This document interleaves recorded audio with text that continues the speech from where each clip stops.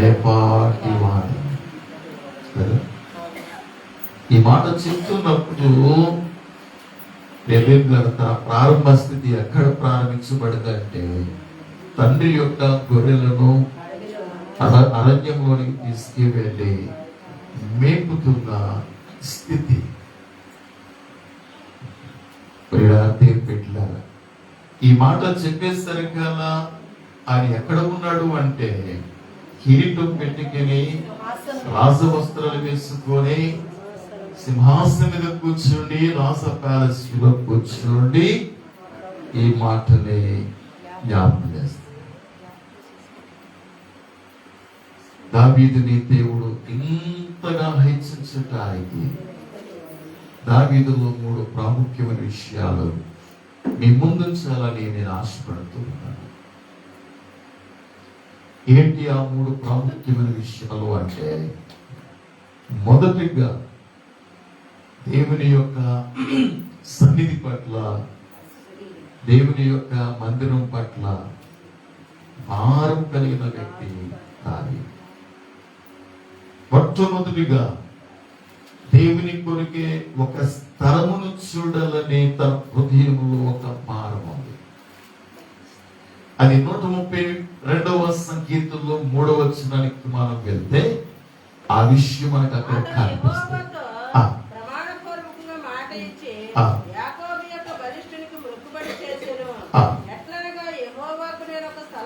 నేను ఒక స్థలమును చూచు వరకు, ఒక నివాస స్థలముగా నేను చూచే వరకు, నా వాసస్థానమైన గుడారములో నేను ప్రవేశించను. నేను పండుకునే పరుండి మంచం మీదకే కాను. నా కనులకు నిద్ర రానియను, నా కనురెప్పలకు కుదుకుపాటు రానియను. అది ఎఫ్రాతోలో. ఇదండి మొట్టమొదటిగా దావీదు హృదయంలో దేవుడు పెట్టిన ఈ పారు. దేవుడు మన హృదయంలో పారు పెట్టకపోతే నువ్వు ఏ పారను కూడా తీసుకోవు, ఏ పారు కూడా నువ్వు పంచుకోవు. అందుకని నువ్వు ప్రార్థన చేస్తున్నప్పుడు నీ ప్రార్థన విధానం మారాలి. నా పిల్లలు దీవించు ప్రభా, నా ఇల్లు దయచు, నాకు ఇల్లు ఇవ్వండి ప్రభా, మరొకటి ఇవ్వండి కాదు. ఆల్రెడీ నువ్వు అడగట్టుకోనిపై ఇచ్చేస్తుంది. ఆల్రెడీ తగిన సమయంలో వాటిని పొందుకుంటావు. కానీ నీ ప్రార్థన విధానం ఎలా ఉండాలంటే, ప్రభువా నీ ఇంటి పట్ల దావీదు ఎలాగైతే ఆసక్తి కలిగి ఉన్నాడో ఆసక్తి నాలో కలిగించేయండి. నీ ఇంటి పట్ల, సంఘం అనేది దేవుని యొక్క ఇల్లు. దేవుడు మనకి ఎలాగైతే ఒక కుటుంబాన్ని ఏర్పాటు చేస్తున్నాడో దేవుడు కూడా ఒక కుటుంబాన్ని ఏర్పాటు చేసుకున్నాడు. దేవుని కుటుంబమే సంఘం. సంఘం అనగా ఇల్లు, దేవుని ఇల్లు. సంఘం అనగా క్రీస్తు యొక్క శరీరం. సంఘం అనగా పెండ్లి కుమార్తె. ఇవన్నీ కూడా తెలుసుకోవాలి. ఇల్లు అనగా క్రమశిక్షణకు సూచన. మీకు అర్థమైందా? ఇల్లు అంటే ఏం గుర్తు రావాలి? క్రమశిక్షణ గుర్తు రావాలి.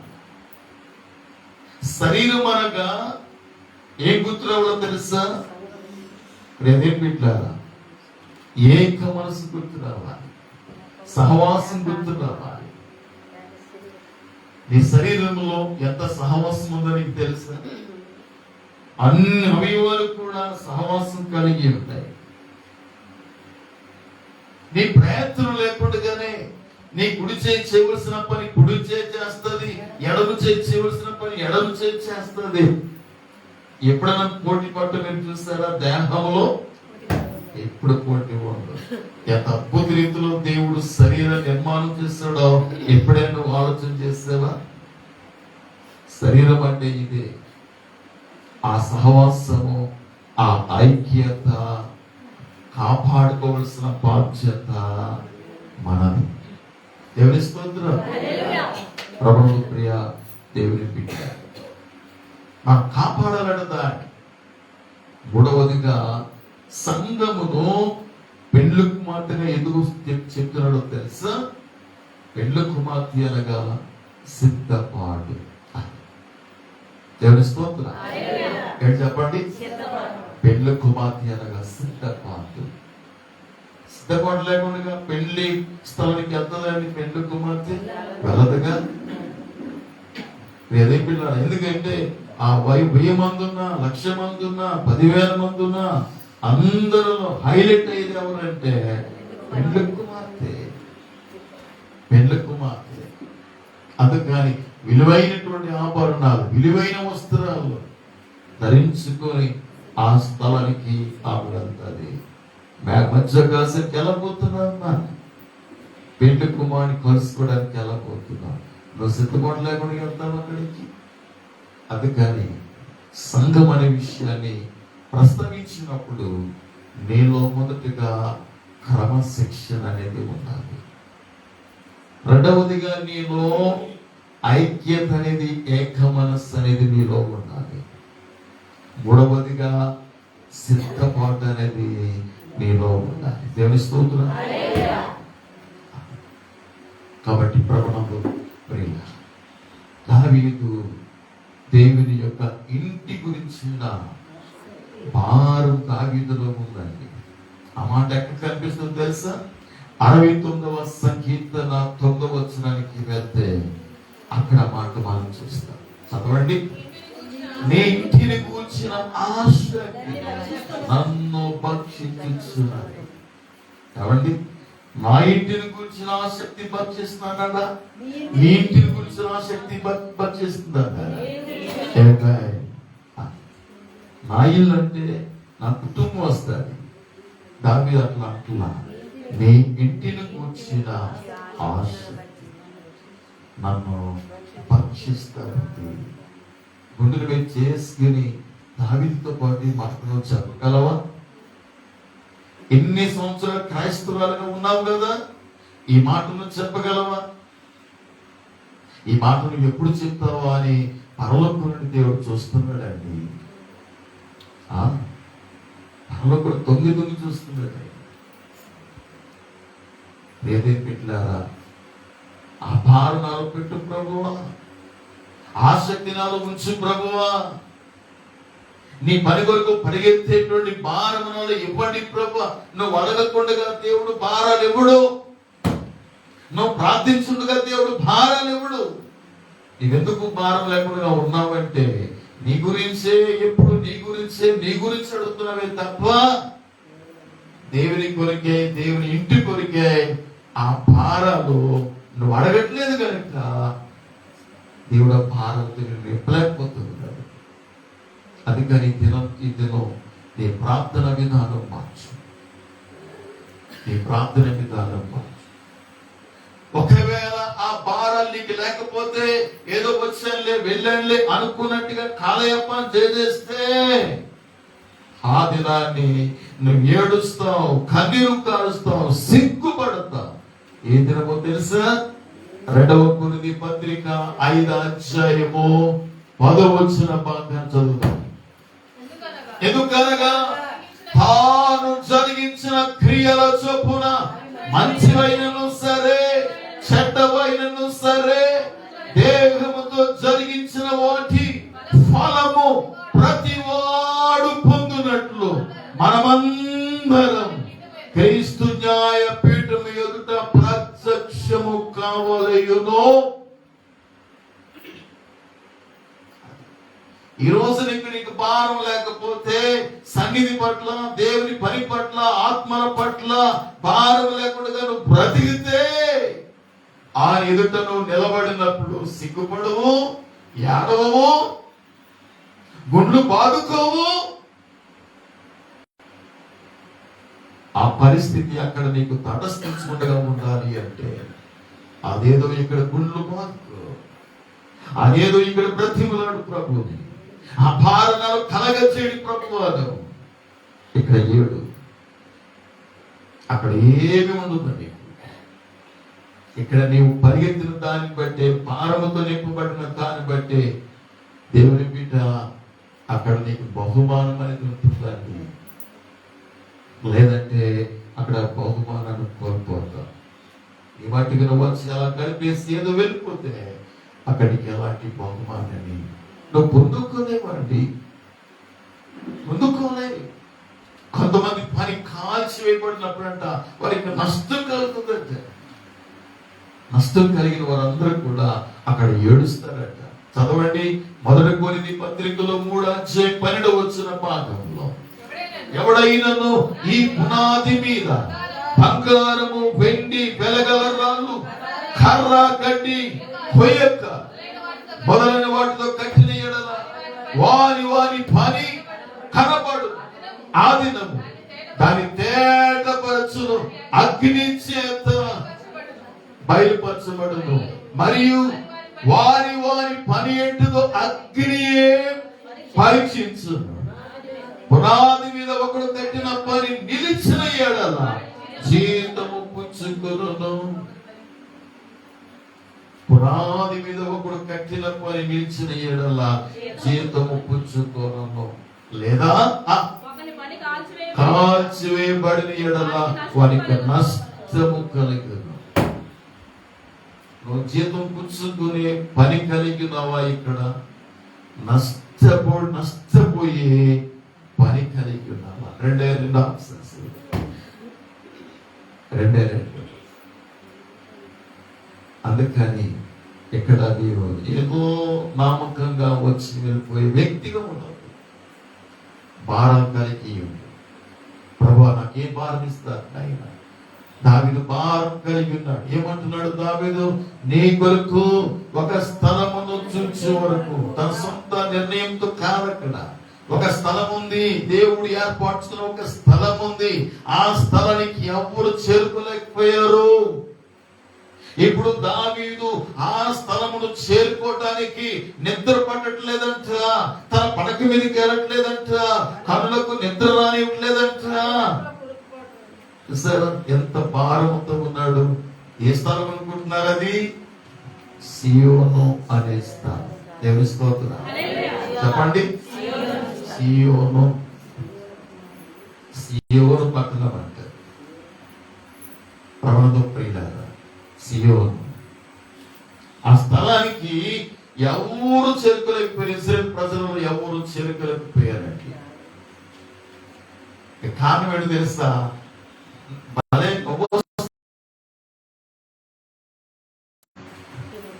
సౌలు 1000 కొలది గాను, దావీదు 10,000 కొలది పాటలు పాడారు. 10,000తో సమానం ఉన్నటువంటి దావీదు ఇక్కడ చూడండి, సియోను కోట దేవుడు నిర్ణయించుకున్నది, దేవుడు ఏర్పరచుకున్నది, దేవుడు ప్రత్యేకించుకున్న స్థలం సియోను కోట. ఆ సియోను కోట దగ్గర ఎవరున్నారంటే గుడ్డివారు ఉన్నారు. చూసారా? గుంటివారు గుడ్డివారు అంటున్నారండి. అంటే ఎంత బలాతులు చూడండి. గుంటివారు గుడ్డివారు. దేవుని బిడ్డలారా ఆలోచించేయండి. దావీదా, నేను ఇక్కడికి వచ్చినట్లయితే ఇక్కడ కుంటివారు ఉన్నారు, గుడ్డివారు ఉన్నారు. యుద్ధం చేసేవారు కాదండి, సైనికులు కాదండి, బలమైన వారు కాదండి, అంగవైకల్యంతో ఉన్నటువంటి వారట. గుడ్డివారు ఉన్నారు, కుంటివారు ఉన్నారు. నేను ఇక్కడికి వచ్చినట్లయితే నిన్ను వారిని తోలు వేస్తాను. అసలు దేవుడు ఆ యొక్క కనాను దేశం ఇచ్చినప్పుడే దేవుడు ఒక షరతు పెట్టాడు ఇశ్రాయేలుకి. ఏమని షరతు పెట్టాడు ఒకసారి చదువుదామా? ద్వితీయోపదేశకాండములో 7వ అధ్యాయంలో ఒకసారి మనం వెళ్దాం. 1-2 వచనం చదువుతారా? స్పీకర్ చదవాలి. బహు జనములను అనగా సంఖ్యకును బలమునకు నియమించిన హిత్తీయులు, గిర్గాషీయులు, అమోరీయులు, కనానీయులు, పెరిజీయులు, హివ్వీయులు, యెబూసీయులను 7 జనములను వెళ్ళగొట్టిన తరువాత నీ దేవుడైన యెహోవా వారిని నీకు అప్పగించినప్పుడు నువ్వు వారిని హతము చేయవలెను, వారిని నిర్మూలన చేయవలెను, వారితో నిబంధన వారితో నువ్వు నిబంధన చేసుకొనకూడదు, వారిని కరుణింపకూడదు, వారిని కరుణింపకూడదు, వారితో నువ్వు బియ్యమందకూడదు, వారి కుమారునికి నీ కుమార్తెని ఇయ్యకూడదు, ఆ. నీ కుమారునికి వారి కుమార్తెను పుచ్చుకొనకూడదు. ఇదండి ఇదండి ప్రభువుతో ప్రియులారా, ద్వితీయోపదేశకాండం ఎక్కడ రాయబడదో తెలుసా మీకు? సీనాయి పర్వతం దగ్గర రాయబడాల. కనాను దేశానికి వారు యార్దోను నది దాటి కనాను దేశానికి వెళ్ళబోతున్న ముందుగా మోయాబు యొక్క మైదానములు ఉంటుండగా మరలా రెండవసారి లేక వీడ్కోలు సందేశం అది. ఎవరినన్నా విదేశాలకు ఇంటి నుంచి ఎవరైనా వెళ్తున్నారు అనుకోండి, ఆ కర్త టైంలో వీడ్కోలు చేస్తారే బాబు జాగ్రత్త. చదువు ఆ యొక్క భగత్ సింగ్ పంజాబ్ ఆ భగత్ సింగ్ ని ఆ ఇంగ్లాండ్ దేశానికి ఇంజనీర్ చదవడానికి పంపిస్తున్నప్పుడు తల్లి మరి నాకు చెప్పింది, జాగ్రత్త బాబు, నువ్వు ఆ మతంలోకి ఎలా వెళ్ళిపోతావేమో జాగ్రత్త అని మరీ హెచ్చరించింది. ఏది కాకూడదు అనుకున్నదో తల్లి తిరిగి వచ్చేసరికి అలా సరే దాన్ని జాగ్రత్త రహస్యంగా ఉంచుతున్నది. ప్రభువుకు ప్రియులారా, కాబట్టి వీడ్కోలు సందేశం ఇస్తున్నాడు దేవుడు మోషే. త్వరగా ఆ వీడ్కోలు సందేశమే ద్వితీయోపదేశకాండం అంతా కూడా. ఆ వీడ్కోలు సందేశంలో మోషే మరలా హెచ్చరించిన విషయం ఏంటంటే, ఓ ఇశ్రాయేలు ప్రజలారా, మీరు కనాను దేశానికి వెళ్తున్నారే, ఆల్రెడీ అక్కడ 7 జాతులు ఉన్నారు, 7 రకాలైన ప్రజలు ఉన్నారు, 7 జనాంగాలు ఉన్నారు. మీరు వెళ్ళి ఆ జాతులు ఏం చేయాలంటే మీరు హతం చేయాలి, వాటిని అక్కడ పూర్తిగా నిర్మూలన చేయాలి. అది దేవుని పట్టులో, దేవుడు ఏర్పరచుకున్న పట్టులో, దేవుడు ప్రత్యేకించుకున్న పట్టులో వారెవరూ ఉంచడానికి వీల్లేదని అంత స్పష్టంగా దేవుడు వార్నింగ్ ఇస్తే, అంత స్పష్టంగా దేవుడు హెచ్చరికిస్తే, యోబూసీయుల్ని బెన్యామీన్ వెలగొట్టలేదండి. ఒకసారి చదువుదామా? న్యాయపతుల గ్రంథానికి వెళ్దాం, 1:21 రండి. చదవా. యోబూసీయులను బెన్యామీను వెళ్ళగొట్టలేదు. యోబూసీయులు బెన్యామీనుతో కూడా నేటి వరకు యెరూషలేములో నివసించుచున్నారు. ఎవరండి? యోబూసీ. గుడ్డివారు కుంటివారు ఎవరండి? గుడ్డివారు కుంటివారు యోబూసీయులండి. ఎవరు వెలగొట్టలేదు వీరిని? బెన్యామీను వెలగొట్టలా, బెన్యామీను వెలగొట్టలా. ఇంకొక మాట చెప్పండి, సౌలు బెన్యామీనీయుడు, బెన్యామీను గోత్రానికి చెందినవాడు. నిజంగా 12 గోత్రాలలో బెన్యామీను గోత్రం అంత చురుకైనవా, అంత పట్టుదల గలవా, తల వెంట్రుక మీదకి ఒడిసెలు విసరగలిగిన సామర్థ్యత గలవారు ఎవరైనా ఉన్నారంటే బెన్యామీనీలే. అలాంటి బెన్యామీనటువంటి సౌలు అమలేకులందరినీ కూడా నిర్మూలన చేయమంటే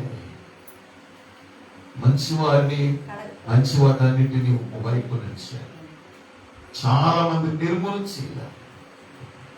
ఎవరినైతే ఉంచాడో సౌలు తన ప్రాణం తీసింది కూడా వాళ్ళే. అమలేకీలే సౌలు యొక్క ప్రాణం తీసింది. దేవుని పిల్లలారా, గమనించారు. అలాంటి బెన్యామీనుకి యోబూసీ అనే ప్రాంతం ఇస్తే అక్కడ అటువంటి యోబూసీలను బెన్యామీనులు వెలగొట్టలేకపోయారు. ఈనాడు వాళ్ళే గుడ్డివారు సహితం దావీదుకు కోపరెట్టారు, దావీదా నువ్వు ఇక్కడికి రాలేవయ్యా. ఎవరు రాలేకపోయారు, నువ్వెలా రాగలవు? ఒకళ్ళు వచ్చినట్లయితే గుడ్డివారును ఎక్కడ నుండి నేను తోలవేస్తానని చెప్పినప్పుడు దావీదు ఏం చేశాడట? అయినను దావీదు పొరమనబడిన సీయోను కోటను దావీదు స్వాధీనము చేసుకోలేను. దేవునికి స్తోత్రం. హల్లెలూయా. దావీదులో కూడా ప్రాచ్యం. సియోను కోటలో దావీదు స్వాధీనము చేసుకోలేను. అది స్వాధీనం చేసుకునే వరకు కూడా నిద్ర రాని అన్నాడు. కళ్ళకు రెప్ప పురుగుబాటు రాని అన్నాడు. నేను పరుండే మంచం మీదకి ఎక్కను అన్నాడు. ఎంత పట్టుదలండి దావీదులో, ఎంత పట్టుదల. డిసెంబర్ 31 రాగానే ప్రాంతంలో గడుపుతాం, నూతన సంవత్సరం ఎదుర్కొంటాం. చాలా మంది తీర్మానాలు చేసుకుంటారు. ప్రభువా, ఈ నూతన సంవత్సరంలో ఒక్క ఆత్మను తీసుకెళ్ళలేకపోయాను, కనీసం ఈ సంవత్సరంలో ఒక్క ఆత్మను నీ సన్నిధికి నేను తీసుకొస్తానయ్యా. ఎప్పుడు అలాంటి తీర్మానం చేసుకున్నాను ప్రభుత్వం పైన? అలాంటి తీర్మానం కలిగిందా నీకు ఎప్పుడైనా? సంఘంలో కొత్తగా రక్షణ పొందిన ఒక యవనస్తుడు ఆసక్తితో భారంతో ఉన్నాడు. దైవోసుని అడిగాడు, దైవోసునుడా, నేను కూడా సేవ చేయాలనుకుంటున్నాను, లేక నేను కూడా పని చేయాలనుకుంటున్నాను, నాకేమైనా ఇస్తారా మీరు పని అని అడిగాడు. సార్, నువ్వు ఏ వీధి ఎక్కడుంటావు? పలానా స్థలంలో ఉంటావు. అందరూ మంచి వాళ్ళనే కాదు, ఒక వ్యక్తి తెలుసు నాకు చాలా చెప్పేవాడు. ఒక పని చేయి, ఆ వ్యక్తి ఎందుకు నీవు సువార్త తీసుకువెళ్ళి ఆ వ్యక్తికి నువ్వు సువార్త చెప్తున్నాడు. దైవోజనుడా, ఆ పని తప్పితే ఇంకే పని ఇవ్వబడి చేస్తున్నా. అయితే ఒక పని చేయి, ఆ వ్యక్తితో నేను ఎప్పుడు మాట్లాడానని చెప్పి నాకు ప్రాముఖ్యత చెప్పాడు. ఖచ్చితంగా ప్రాముఖ్యత చేస్తున్నాడు. ఆ వ్యక్తి కోసం నీవు ఉదయం సాయంత్రం కూడా ఆ వ్యక్తి వరకు పట్టుదలతో నువ్వు ప్రార్థన చేస్తున్నానని మాట ఇవ్వాలి. తప్పగా చేస్తున్న పని అన్నాడు. స్వాత తీసుకెళ్ళి చెప్పలేని కానీ ఆ వ్యక్తి వరకు మాత్రం నేను ప్రార్థిస్తానయ్యా ఆయా వ్యక్తి అన్నాడు. ఆ వ్యక్తి కోసం దైవజనునికి ఇచ్చిన మాట ప్రకారంగా ప్రార్థిస్తున్న కొలది తనలో భారం కలుగుతా ఉంది. ప్రార్థిస్తున్న కొలది తనతో మాట్లాడాలని భారం కలుగుతా ఉంది. నువ్వు ప్రార్థిస్తున్న కొలది దేవుడు నీలో అభిషేకిస్తాడు. నువ్వు ప్రార్థిస్తున్న కొలది నీలో భారం పెంచుతాడు. నువ్వు ప్రార్థిస్తున్న కొలది నీలో పట్టుదల కలుగుతుంది. ఎప్పుడైతే తనతో మాట్లాడాలనుకున్నాడో మరి ప్రాముఖ్యం చేస్తాడు కదా, దైవజనుడికి దైవజనుడితో మాట్లాడినాడు. అయ్యా, నీకు ఇచ్చినటువంటి మాట నేను వెనక్కి తీసుకోవాలనుకుంటున్నాను అన్నాడు. కారణం, ఆ వ్యక్తితో నేను సువార్త చెప్పాలనుకుంటున్నాను. వెరీ గుడ్, నువ్వేం చెప్పు అన్నాడు. ప్రార్థించగా ప్రార్థించగా ప్రార్థించగా వెళ్ళి ఆ వ్యక్తికి సువార్త చెప్పినప్పుడు ప్రభు నాకు సహోదరుడయ్యాడు. తనకు మించిన వ్యక్తిగా తన మార్పు చెందాడు. దేవునికి స్తోత్రం. పుష్ప పైకి పైకి చూడు, చెప్పినప్పుడు చూపుగా పైకి ప్రియదే పిట్ల. కాబట్టి మనం ఏ వ్యక్తిని అయితే ప్రభు దగ్గర నడిపించాలనుకుంటామో ఆ వ్యక్తి కోసం ప్రశ్నగా అనుభవించు.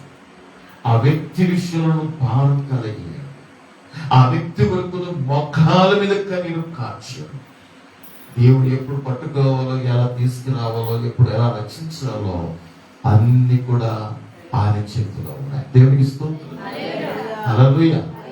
కాబట్టి ప్రియులారా, అంటే దాని అర్థం ఏంటంటే ఆయనతో కలిసి పనిచేస్తున్నారు వార్తలు అర్థమని. చదవండి, మొదటి కోరింది 3:9 భాగంలో చూడండి. మేము దేవుని జత పాని వారమై ఉన్నాం. గమనించారా? మేము దేవునితో జత పని వారమై ఉన్నాం. పౌలుకి జత పనివాడు ఎవరండి?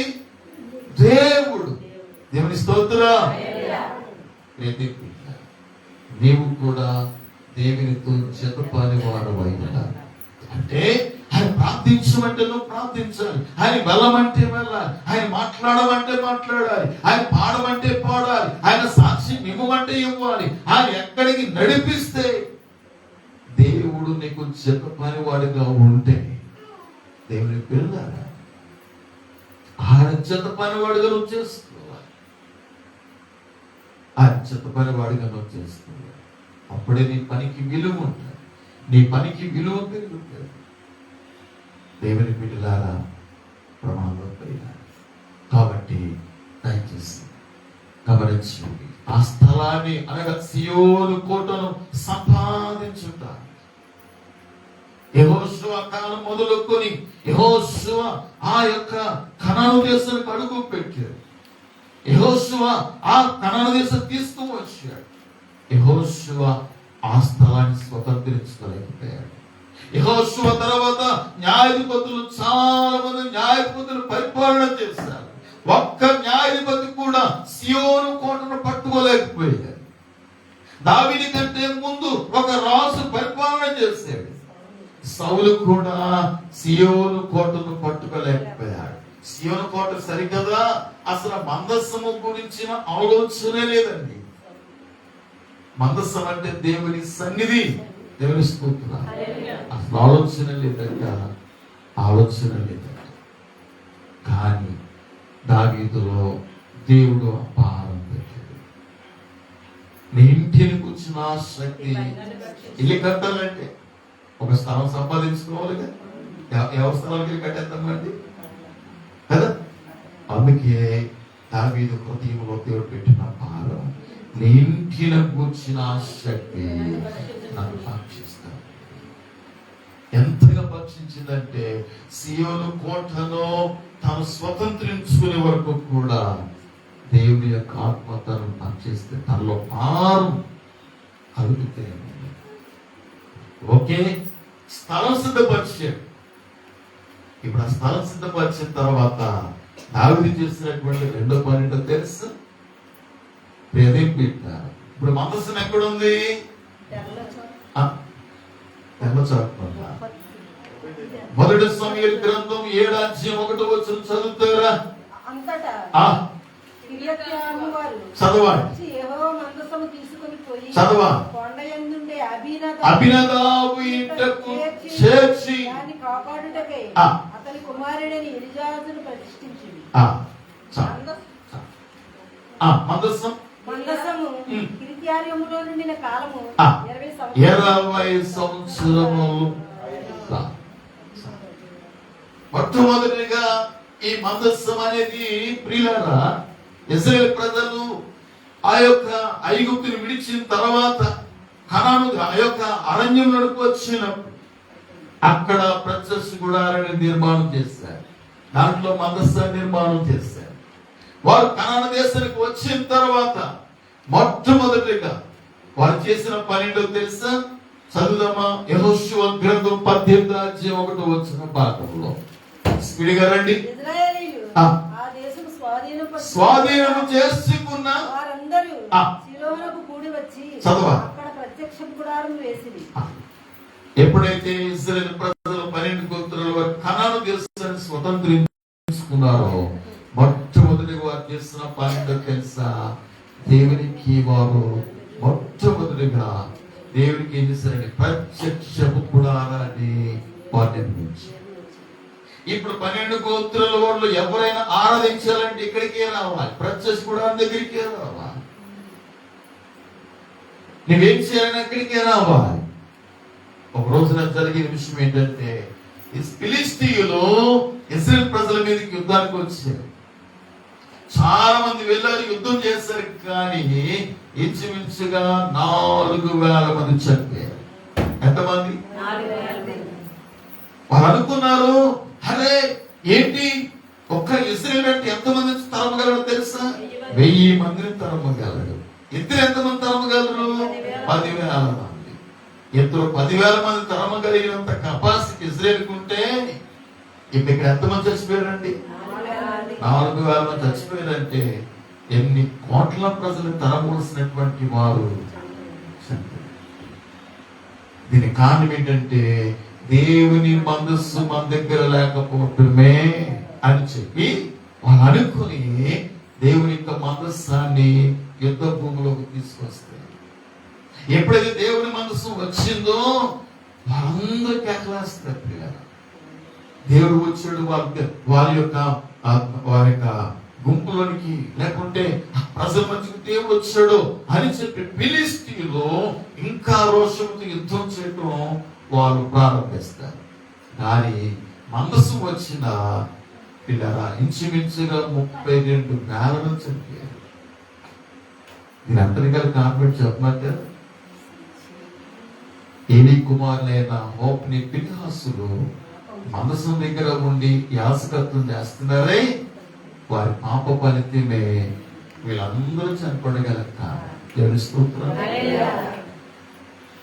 వారి పాప ఫలితమే వీళ్ళు చనిపోగలక 32,000 చనిపోవటమే కాకుండా దైవస్థ యొక్క ఏలీ కుమారులైనటువంటి ఇద్దరు హోప్ని ఫినెహాసులు చనిపోవడం కాకుండా, ఏలి చనిపోవటమే కాకుండా, కోడలు చనిపోవటమే కాకుండా దేవుని మందసం ఫిలిష్తీయుల చేత పట్టబడింది. జీవితంలో మరికి ఎప్పుడు కూడా మందసం ప్రత్యక్షపు గుడారంలోనికి రాలేదండి. దేవుని స్తోత్రం. నీకు ఒక మాట చెప్పున్నా, ప్రత్యక్ష గుడారం ఉంది అక్కడ, బలిపీఠం ఉంది అక్కడ, దీపవృక్షం ఉంది అక్కడ, గంగాలం ఉంది అక్కడ, అన్ని ఉన్నాయి. కానీ ఏమి చెప్పండి, ఈనాడు అన్ని ఉన్నాయి కానీ మందస్సము లేని సంఘాలు చాలా ఉన్నాయి, మందస్సము లేని స్థలాలు చాలా ఉన్నాయి. సాక్షాత్తు మందస్సం యేసుక్రీస్తుకి సూచనై ఉన్నది.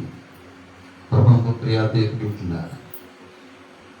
కాబట్టి అక్కడ ప్రత్యక్ష గుడారం ఉంది కానీ మందస్సము లేని ప్రత్యక్షపు గుడారముగా అక్కడ మిగిలిపోయిందండి. ఇప్పుడు మందస్సు ఎక్కడికి వెళ్దో చూడండి, ఒక ఇంట్లోకి వెళ్ళింది. అబీనాదాబు యొక్క ఇంటిలోనికి వెళ్ళిందండి. 7 మాసాలు ఫిలిష్తీయుల దేశం అంతా తిరుగుతూనే ఉందండి. అటు తిరిగి ఇటు తిరిగి, అటు తిరిగి ఇటు తిరిగి, మొత్తానికి అలా తిరుగుతూ ఆ ప్రత్యక్ష ఆ యొక్క మనస్సు ఎక్కడికి చేరిందంటే అబీనాదాబు ఇంట కొండ మీద ఉన్నాడు. అతని ఇంటికి చేరిన తర్వాత ఆయన ఏం చేశాడో తెలుసా? అబీనాదాబు ఒక స్థలాన్ని ఏర్పాటు చేశాడు. ఆ స్థలంలో మందస్సం పెట్టాడు. తన కుమారులో ఒక కుమారుని జాగ్రత్తగా చూసుకోవడానికి, ఆ మందస్సాన్ని కాపాడటానికి ప్రతిష్ఠించాడండి. సౌలు బ్రతికిన కాలం అంతా కూడా మందస్సం గురించిన ఆలోచన లేదండి.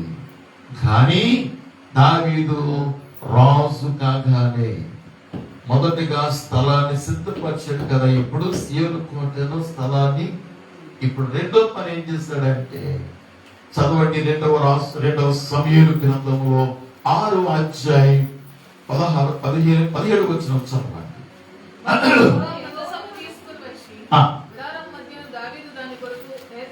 దాని కొరకు ఏర్పరిచిన స్థలము ఉంచగా, దాని కొరకు ఏర్పరిచిన స్థలమందు దానిని ఉంచగా. దేవుని స్తోత్రం. 16వ వచనం కూడా చూడండి.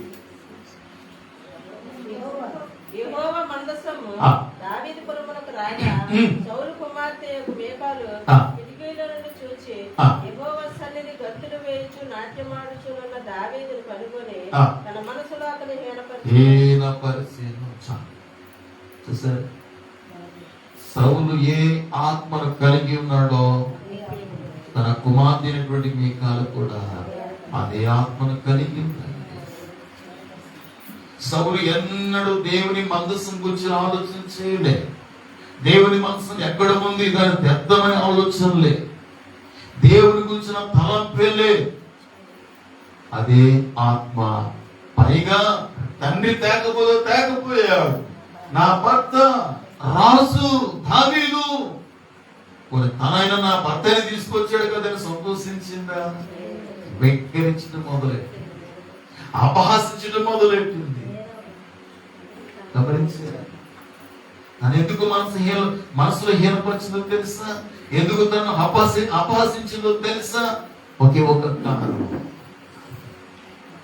ఏమయ్యా, నువ్వు రాసి పరిగెత్తల మధ్య, ఎందుకు పనికిరాని ప్రజల మధ్య నీవేంటి బట్టలు కూడా కనీసం తొలగిపోతున్నా కూడా ఇంత హీనంగా ఇంత ఎలాగున్నావు ఏంటి అని అంటే దావీదంటాడు, నీ తండ్రి యొక్క చేతిలో రాజ్యానికి ఇదిగో నాకు ఇచ్చాడు. ఆ దేవుని సన్నిధిని నాకు ఇచ్చిన భాగ్యం బట్టి నేను ఆ సంతోషంతో నాట్యం చేస్తాను, గంతులు వేస్తాను. దావీదు ఏదైతే చేయలేదో తన భార్యకు దానిని దేవుడు చేశాడు. పూర్తిగా దేవుడు ఆమె గర్భాన్ని పూర్తిగా మూసివేశాడు. దేవుని స్తోత్రం. పరిశుద్ధ గ్రంథంలో ఆ ఒక్క సన్నివేశాన్ని మనం చూస్తున్నాం. యాక్చువల్ గా ప్రభు అంటారు, పుట్టించువాడనైనటువంటి కదా. చదవండి ఒకసారి యెషయా గ్రంథం 66:9 వచ్చిన పాఠంలో చదవండి ఒకసారి. చదవండి. పుట్టించువాడనైన నేను గర్భమును మూసెదనా. సృష్టికర్త దేవుడు పుట్టించేవాడినే కదా నేను, అలాంటప్పుడు నేను గర్భాన్ని ఎలా మూస్తాను అని చెప్పిన దేవుడు ఇదిగో మీకాలు విషయంలో దేవుడే మరణం వరకు పిల్లలు కనగకుండా దేవుడే మీకు గర్భాన్ని మూసివేస్తాడు. ఎందుకు అంటే దావీదు దేవుని ఆత్మతో స్తుతిస్తున్నాడు, దేవుని ఆత్మతో నిండుకొని ఉన్నాడు, దేవుని ఆత్మతో ఆయన గంతులు వేస్తున్నాడు, దేవుని యొక్క ఆత్మతో ఆయన ఆరాధిస్తూ ఉన్నాడు. పరిశుద్ధాత్మను దూషించిన వారి పేట ఈ యుగమందైనా రాబో యుగమందైనా క్షమాపణ లేదని ప్రభు చెప్పారు కదా. దేవుని బిడ్డ అరణ్య సభ్యులను చనిపోవడం కారణం ఏంటి? పరిశుద్ధాత్మను మోసగించటమే కదా, పరిశుద్ధాత్మకు వ్యతిరేకంగా పాపం చేయటమే కదా. అది ఎంత భయంకరమైన పాపం. అందుకని దావీదు ఒక కోణంలో నా భర్త గారని చూసింది కానీ ఇంకొక కోణంలో దేవుని ఆత్మతో నిండుకున్న వాడుగా మీకాలు గ్రహించలేకపోతారు. దేవుని బిడ్డ నువ్వు ఒకే ఒక కోణంలో చూడొద్దు, నువ్వు రెండో కోణంలో కూడా నువ్వు దృష్టించాలి. మీకాలు దేవుని యొక్క ఆత్మ కలిగిన మనుషుడిగా గుర్తించుంటే అంత త్వరగా అపహాసించి ఉండేది కాదు, ఆ శాపాన్ని కొని తెచ్చుకుని ఉండేది కాదు. దేవుని పిల్లలారా, రాజకుమార్తెలలో ఈ ఒక్క కుమార్తె మాత్రమే గర్భము మూసివేయబడినట్లుగా సంతానం పొందుకోకుండా ఉండడానికి కారణం ఏమే. ఈ మధ్య యువతి కాల సమయంలో ఒక విషయం, మీ కాల యొక్క ఆత్మ నీలో ఉందా? అంతకంటే ముందుగా సౌలు యొక్క ఆత్మ నీలో ఉందా? సౌలు ఎప్పుడు కూడా తన కుటుంబం, తన కోసం ఇది సౌలు యొక్క ఆత్మ. దావీదు యొక్క ఆత్మని కాదు, దేవుని కోసం పరితపించేవాడు, దేవుని ఇంటి కోసం పరితపించేవాడు. ఈ రోజున ఏ ఆత్మను కలిగి ఉన్నావు? ఎట్టి ఆత్మను కలిగి ఉన్నావు? నువ్వు ఎట్టి ఆత్మ కలిగి ఉంటావో ఆ ఉద్దేశంతో నీవు ఉంటావు, ఆ ఉద్దేశంతో నింపబడతావు, ఆ ఉద్దేశంతో ముందుకు సాగుతావు. కాబట్టి మీకాలు పూర్తిగా శాపగ్రస్తున్నారు. పిల్లలు కనకుండా జీవితకాలం అంతా కూడా గుట్రాలుగానే నెగిలిపోయి దావీదు చేస్తున్న మొట్టమొదటి పని స్థలమును సిద్ధపరిచాడు. స్థలము సిద్ధపరిచిన తర్వాత ఆ స్థలములోనికి ఎక్కడో ఉన్న మందసాన్ని తన ఏం చేస్తాడో తెలుసా, తన దేశంలో తీసుకుని వచ్చి దేవుడు కొరకే సిద్ధపరిచిన స్థలములో మందసాన్ని అక్కడ నిలబెట్టాడు. దావీదు చేసిన ఇది రెండో పని. మూడో పని ఏంటో తెలుసా? చౌదవ బైబిల్లో 2వ సమూయేలు గ్రంథం 7వ అధ్యాయంలో 6వ వచనానికి రండి. ఐగుప్తులో నుండి నేను ఇశ్రాయేలును రప్పించిన నాటి నుండి నేటి వరకు మందిరంలో నివసింపక డేరాల్లోను గుడారంలో నివసించు సంచరించింది.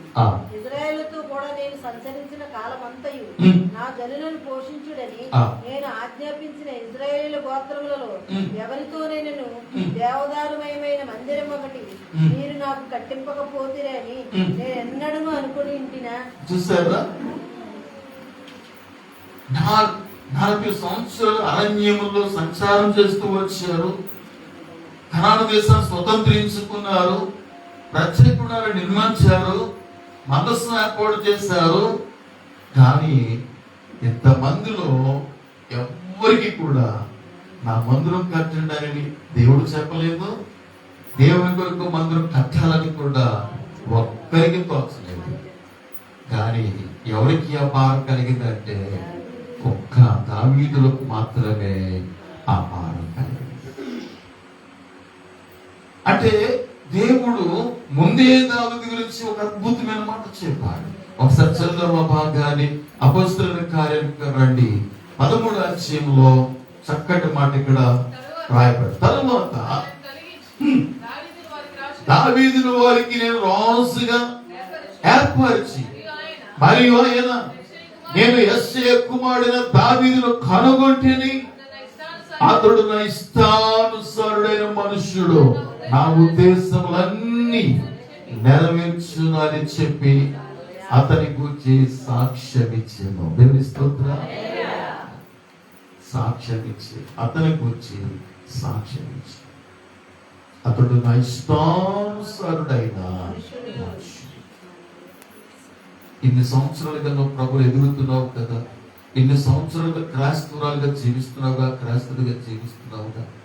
దేవుడు ఈ రోజున దావీదుకి ఇచ్చిన సాక్ష్యం బట్టి, దావీదు గురించి సాక్ష్యం చెప్పినట్లుగా ఈ రోజున దేవుడు నీ గురించి చెప్పగలడా? నా ఇష్టానుసారుడైన మనుషుడు అని చెప్పగలడా? నా ఉద్దేశం నెరవేర్చునని చెప్పగలడు? నీకు రక్షణ ఇచ్చింది ఎందుకో తెలుసా? ఆయన ఉద్దేశం నెరవేర్చడానికి. నీకు ఆత్మ ఇచ్చింది ఎందుకో తెలుసా? ఆయన ఉద్దేశం నెరవేర్చడానికి. నీ కుటుంబం కట్టింది ఎందుకో తెలుసా? ఆయన ఉద్దేశం నెరవేర్చడానికి. నీకు సంఘం ఇచ్చింది ఎందుకో తెలుసా? ఆయన ఉద్దేశం నెరవేర్చడానికి. ఎంతవరకు ఆయన ఉద్దేశాన్ని నువ్వు నెరవేర్చగలుగుతున్నావు? నా ఉద్దేశములన్నీ అతడు నెరవేర్చునని చెప్పి అతని గురించి దేవుడు సాక్ష్యం ఇచ్చాడు. సోదరుడా, నీ ఉద్దేశాలు నెరవేర్చుకుంటున్నావా? నీకు చాలా ఉద్దేశాలు ఉన్నాయి, చాలా ఉద్దేశాలు ఉన్నాయి. దేవుని యొక్క ఉద్దేశం సంగతి ఏంటి? దేవుని యొక్క ఉద్దేశం సంగతి ఏంటి? నన్ను రక్షించుకున్నావు ప్రభువా, నాకు రక్షణ ఇచ్చావు ప్రభువా. అయితే నా పట్ల నీ ఉద్దేశం ఏంటి? నన్ను ఇచ్చిమంట. ఎప్పుడైనా ప్రభు దగ్గర ప్రార్థన చేస్తావా? ఉపవాసం నుండి ఎప్పుడైనా ప్రార్థన అడిగావా?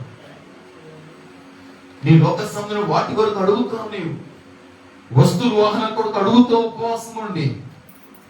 కానీ దేవుని చిత్తం కొరకు ఎప్పుడైనా ఉపవాసం అడిగావా ప్రభు సన్నిధిలో? ప్రియులారా, అందుకనే దావీదు ఒక ప్రత్యేకమైన వాడు. దావీదు ప్రత్యేకమైన వాడు. అరణ్యంలో ఉన్న దావీదుని బయటికి తిట్టగల కారణం ఇదే. ఎక్కడో పట్టులో బ్రతికినటువంటి నన్ను అక్కడి నుంచి ఇక్కడ తీసుకురాగల కారణం ఇదే. సంఘం కట్టడమే, ఆయన పరిచయం చేయటమే, అనేక ప్రాంతాలకు వెళ్ళి రాజ్యస్వార్త ప్రకటించటమే, అనేక ప్రజల మధ్యకి వెళ్ళి క్రీస్తు ఐశ్వర్యాల వారి ముందు పెట్టటమే. ఇదేనండి ప్రభువు ప్రియ దేవుని బిడ్డలారా. కాబట్టి దావీదు గురించి దేవుడు అద్భుతమైన సాక్ష్యం ఇస్తుంది. ఒకరోజు నా దావీదు తనంతా తాను ఏం చేయలేదు. పాత నిబంధనలు ఏది చేయాలన్నా ప్రవక్తలను అడిగేవారు. ఎవరు అడిగేవారు? చదవలు ఒకసారి భాగాన్ని మొదటి వృత్తాంతాల గ్రంథం 17వ అధ్యాయం ప్రారంభోచనానికి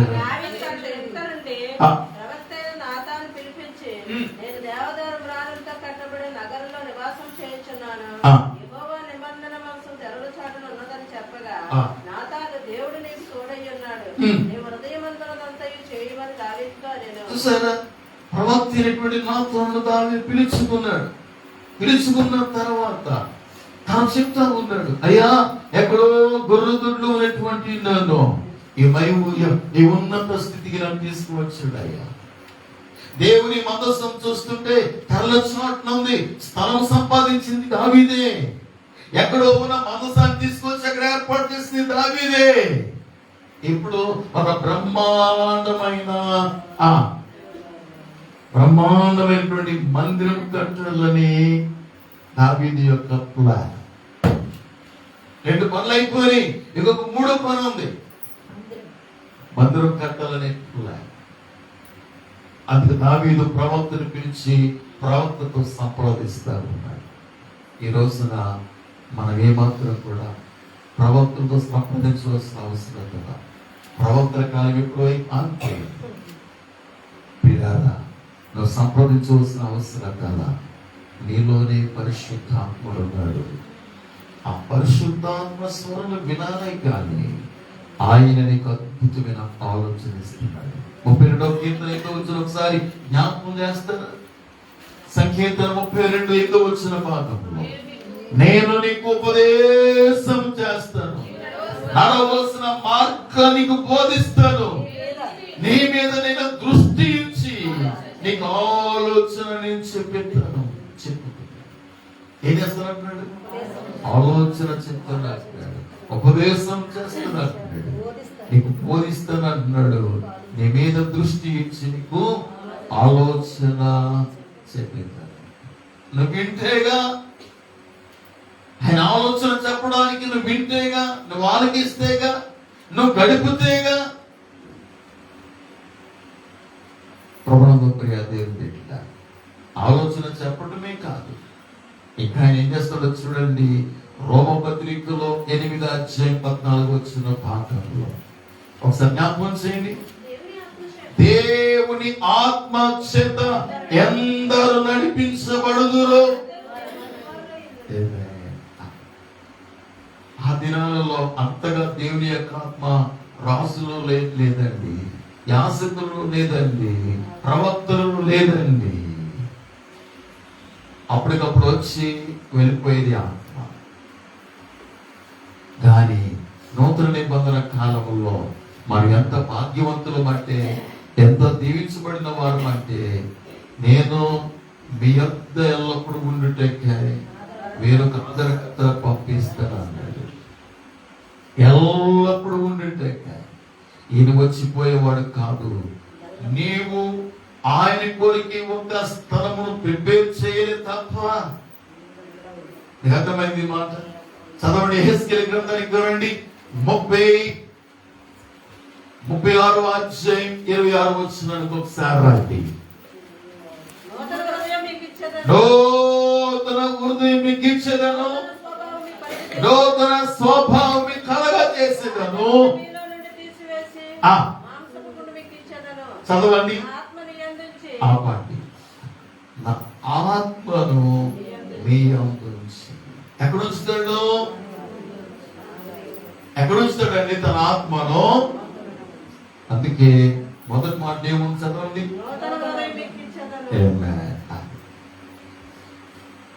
నూతన హృదయం మీకు ఇచ్చేదా అంటే, నూతన హృదయం లేకుండా ఆయన ఆత్మ నీ పాత హృదయంలో ఉండలేదు. నీ పాత జీవితం ప్రకారం జీవిస్తావే, ఆయన ఆత్మ అక్కడ ఉండలేదు. మొదటిగా నీకు ఒక నూతన హృదయం ఇస్తాను అన్నాడు. ఆ నూతన హృదయంలో నా ఆత్మను ఉంచుతానన్నాడు. మీలో ఉన్న రాతి గుండెను తీసివేస్తానన్నాడు, మాంసపు గుండె మీకు ఇస్తానన్నాడు. రాతి గుండె ఎవరికి సంబంధించింది చెప్పను? పాత సృష్టిలో ఉన్న ఆదాముకు సంబంధించింది. నూతన హృదయం ఎవరికి సంబంధించింది తెలుసా? నూతన సృష్టిలో ఉన్న ప్రభు యేసు క్రీస్తుకి సంబంధించింది. నూతన హృదయం మీకు ఇస్తాను, రాతి గుండె మీలో నుండి తీసివేస్తాను. అంటే వైద్యుడు శస్త్రచికిత్స చేసినట్లుగా ఒకేసారి గుండె తీసేసి ఒకేసారి గుండె పెట్టడు. మనలో రెండు స్వభావాలు ఉన్నాయి. బాగా అర్థం చేసుకోవాలి. ఒకవైపున రాతి గుండె ఉంది, ఇంకొక వైపున మాంసపు గుండె కూడా ఉంది. ఈ రెండు గుండెలు సరి సమానంగా ఉన్నాయా, ఒకటి ఎక్కువై ఒకటి తక్కువై ఉన్నదా, అది నీకు తెలియాలి. కొందరు సరి సమానంగా ప్రార్థిస్తారు, ఉపవాసం ఉంచారు, మరలా ఆ సెల్ ఫోన్ లో రకరకాల వాటిని చేస్తారు, మరలా టీవీలో సినిమాలు చూస్తారు, మరలా ఆ అంజలితో ఏకమాయి ఎక్కడికంటే అక్కడికి వెళ్తారు. అంటే రెండు వైపులు ఉంటారు కొంతమంది వ్యక్తులు సరి సమానంగా. వీరిలో నూతన హృదయం ఉంది, ఆ రాతి గుండె ఉంది, మాంసం గుండె కూడా ఉంది. మొదట నువ్వు రక్షించబడక మునుపు నీలో రాతి గుండె మాత్రమే ఉంది. నువ్వు రక్షించబడిన తర్వాత, నువ్వు మార్మనసు పొందిన తర్వాత, తన ఆత్మ నీలో ఉంచిన తర్వాత నీలో నూతన మాంసపు గుండె ఉంది. ఇప్పుడు ఈ మాంసపు గుండె పెరగాలి అంటే నీ ప్రార్థన పెరగాలి, ఉపవాసం పెరగాలి, సహవాసం పెరగాలి, దేవునికి ఇష్టలు పెరగాలి, కన్నీటి ప్రార్థన ఉండాలి, వాక్యము ఎదగాలి. ఎంతగా నీవు ఇందులో ఎదుగుతూ ఉంటావో నీ మాంసపు గుండె పెరుగుతా ఉంటది. నీవు ఇందులో ఎదుగుతున్నా కొలది అందులో ఏమైపోతావు అంటే తగ్గిపోతా ఉంటావు. నీకు అర్థమైందా? అందులో తగ్గిపోతూ ఉంటావు, లోక పనులు తగ్గిపోతూ ఉంటాం. అందులో తగ్గిపోతున్న అర్థం ఏంటంటే రాతి గుండె క్రమేణ క్రమేణ క్రమేణ చిన్నదైపోతా ఉంది. కొద్దిగా ఉన్న మాంసం గుండె ఏమవుతుందంటే ఇప్పుడు పెరుగుతూ పెరుగుతూ పెరుగుతూ పెద్ద అవుతా ఉంది. మీకు అర్థమైందా? శస్త్రచికిత్స చేసినట్లుగా ఒకేసారి నీలో ఉన్న రాతి గుండె ఒక ప్రక్కన పెట్టేసి నీలో మాంసం గుండెను పెట్టేయడండి. మనలో రెండు స్వభావాలు ఉన్నాయి. ఈ రెండు స్వభావాలలో మనం జీవిస్తూ ఉన్నాం. నువ్వు దేనికి ఎక్కువ ప్రయారిటీ ఇస్తే ఆ గుండె పెరుగుతుంటది. నువ్వు దేనికి ఎక్కువ ప్రయారిటీ ఇవ్వవో ఆ గుండె తగ్గుతూ ఉంటుంది. ఇప్పుడు ఆలోచన చేయండి, నువ్వు దేనికి ప్రయారిటీ ఎక్కువ ఇస్తున్నావు? దేనికి ప్రయారిటీ ఎక్కువ ఇస్తున్నావు? దాన్ని బట్టే నీలో రాతి గుండె, మాంసపు గుండె ఏది తగ్గుందో ఏది తరిగిందో అనేది వాక్యం వింటున్న ప్రతిసారి కూడా తరగటు మనం చూస్తాం. మనలో దేవునికి ఇష్టం కానీ ఎన్నో ఉంటాయి మన హృదయంలో, మన జీవితంలో. అవి తరుగుతూ ఉండాలి. దేవుని స్తోత్రం. దాన్నే సిలువ అంటారు. తరగటమే సిలువ, తీసివేయటమే సిలువ. తరగటి వెళ్ళి చెప్పమంటారా? దానినే పునరుత్థానము అంటారు. దేవుని స్తోత్రం. సిలువ చెప్పండి, పునరుత్థానం. రాతి గుండె తీసివేయటం సిలువ చేసే పని. మాంసపు గుండె పెరగటం పునరుత్థానం చేసే పని. ఈ రెండు కూడా మనం తప్పించుకున్నాయి. ఈ రెండు మన జీవితంలో దినదినం మనకు ఇస్తేనే సిలువ పునరుత్థానం వేర్చలేము. దావీదు కాలంలో పరిశుద్ధాత్ముడు వారు నివాసం చేయలేదు కనుక ప్రవక్తలు పిలిచి సలహా అడిగారు, ప్రవక్తలు పిలిచి ఆలోచన అడిగారు. నీవు ఈ రోజున ఆలోచన అడగవలసిన అవసరం. నీలో ఉన్న పరిశుద్ధాత్ముడు నడిపింపుకు లోబడాలి. నీలో ఉన్న పరిశుద్ధాత్మ ప్రోత్సాహానికి లోబడాలి. దేవుని పీఠ ఆది అపోస్తలులలో అలా హెచ్చిపోయారండి. పరిశుద్ధాత్మ నింపుదలతో హెచ్చిపోయారండి. వారు అలా హతసాక్షులైపోయారండి. ప్రసంగం చేస్తుండగానే పరిశుద్ధాత్మ నింపుదలిగినటువంటి స్థేపే వాక్యం చెప్తూ ఉంటుండగానే పరిశుద్ధాత్మతో నింపబడి వాక్యం అందిస్తుండగానే వారి హృదయాలు మండినవి, భరించలేకపోయా. రాళ్ళు పట్టుకుని ఒక్కొక్కరు విసిరినప్పుడు హతసాక్షి అయిపోయారు. దేవుని స్తోత్రం. దేవుని యొక్క వాక్యం మీలో మండుతుందా? మండాలి, మండాలి, మంట కలగాలండి. అయ్యా అడుగుతున్నాడు, నేను ఈ స్థితిలో ఉన్నాను, దేవదారు ప్రాంతం కట్టబడిన నగరంలో ఉన్నాను, దేవుని మనసు డేరాలో ఉంది, ఏం చేయలేకుండా వచ్చేయచ్చు. కానీ దేవుడు మరలా ఆ ప్రవక్తతో మాట్లాడాడు. లేదు లేదు, నా మందిరం కట్టతో దావీదుకు వచ్చాక కదని రోజేపు అన్నాడు. చూసారు ఎంత మాట? దేవుడు చెప్పాడు స్వయంగా, నా మందిరం కట్టడంతో నీకు చేత కాదు అని చెప్పి దావీదు అన్నాడు. చూసారు దావీదుకి ఎంత పట్టుదల అండి, ఎంత రోషం అండి, ఎంత ఆసక్తి అండి. చేత కాదు అన్నా దేవుని మందిరం కోరికాయ విస్తృతమైన బంగారు, వెండి, వెనగలరాళ్ళు, రాళ్ళు, ప్రాణులు ఎంత సంపాదించాడో లెక్కలేదు. నా దేవుని మందిరం మీదున్న మక్కువ చెత్త అంటాడు. ఏమంటాడు? మక్కువ చెత్త. ఈ రోజున అలాంటి మక్కువ ఉందా సంఘం పట్ల? పాత నిబంధనలో మందిరమే, నూతన నిబంధనలో సంఘం. నూతన నిబంధనలో సంఘం. ఈ సంఘం పట్ల నీకు ఎంత మక్కువ ఉంది, ఎంత భారం ఉంది, ఎంత ఆసక్తి ఉంది? అట్లయితే 37వ తారీఖు నుండి ఇక్కడ ప్రార్థన జరుగుతుంది, లేకుంటే ప్రయత్నం అవుతుంది. దాంట్లో నీ యొక్క ఆసక్తి కనపరచు, నీ ఆసక్తి కనపరచు, నీ భారం కనపరచు. ఏమిటి దాంట్లో 3 ప్రాముఖ్యతలు మనం చూస్తున్నాం. 1, స్థలాన్ని సిద్ధపరిచేది. 2, మందసాన్ని తీసుకొచ్చి దేవుడు నిర్ణయించిన స్థలంలో పెట్టండి. 3, దేవుని మందిరం కొరికైన ప్లాన్ ఇస్తుంది. తెలుస్తుందా? ఈ రోజున తల మంచుగా కళ్ళ మూసుకుందా. దావీదు జీవితానికి నీ జీవితానికి, దావీదు జీవితానికి మన జీవితానికి ఎంత తేడా ఉందో, ఎంత